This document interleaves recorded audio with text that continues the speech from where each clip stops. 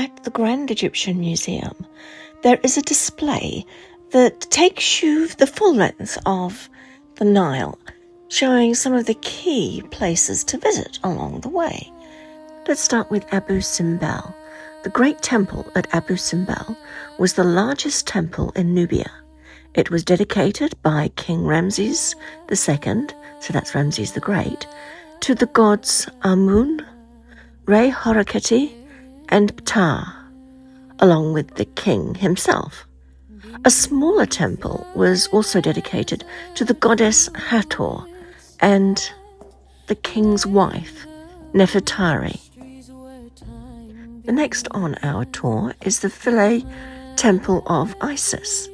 Built between the late and Ptolemaic periods, it's a whole island on the Nile, and it was covered in a temple complex dedicated to the protective goddess Isis.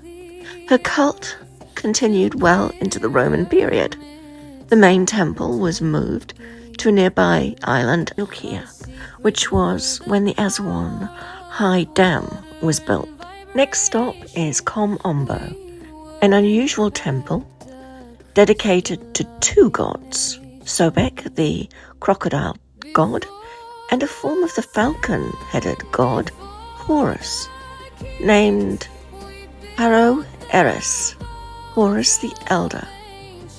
Two cult temples were combined into one, with each side having its own gateways, courtyards, and chapels. Next stop, Edfu Temple. Dedicated to the falcon god Horus, son of Osiris and Isis. The temple was thought to have been built on the site of battles between Horus and his uncle Set, who was the god of destruction and of the desert. Esna, the temple of Khnum.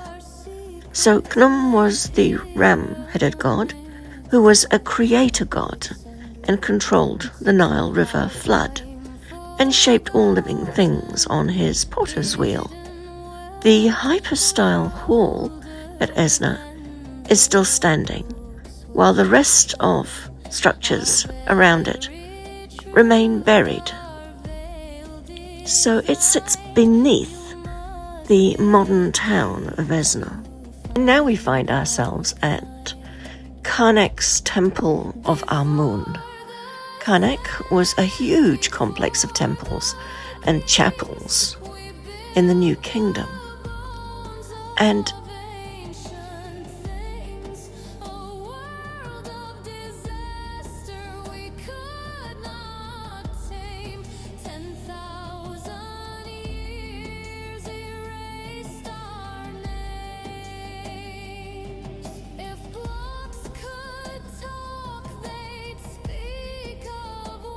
next stop, also in Luxor, is the Valley of the Kings. The New Kingdom Royal Cemetery contained over 60 tombs of kings and princes. Almost all were robbed in ancient times, with only the tomb of Tutankhamun, which is KV 62, remaining completely undisturbed. Some tombs still contain a stone sarcophagi, and many are beautifully decorated with religious scenes. And now we have Dendera and the Temple of Hathor. So Hathor is the goddess of love, beauty, and fun. And there are at least 2 mamisi there, which are birthhouses. These shrines celebrated the rituals of love, marriage, and of course reproduction, and were thought to be where the gods were actually born. Now we are in Abydos, where the Temple of Seti I is located, and one of my favorite places, the Osirian. Abydos was the religious center of the god Osiris, ruler of the underworld. It was a popular pilgrimage site in ancient Egypt. Kings built temples there to connect themselves with this god. The most beautiful one is Seti I's, which is decorated with lots of scenes of religious rituals and of him. The next one is a site that I haven't actually been to. So all the others I've been to. But this one, Amarna, and the Great Aten Temple, is somewhere where I was intending to visit, but I didn't quite make it.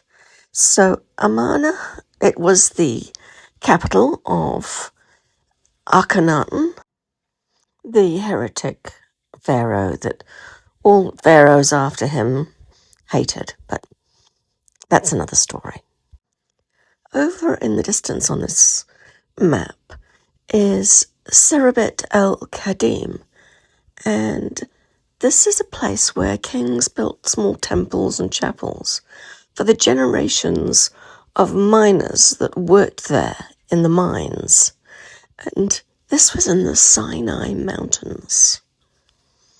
And so one of these places was dedicated to the goddess Hathor, whose local name was the Lady of Turquoise. This video is getting a bit too long, so I'm going to have to do a part 2 on this. And we're just at one of my favourite locations too. So the start of part 2 will be Qasr el Sagar.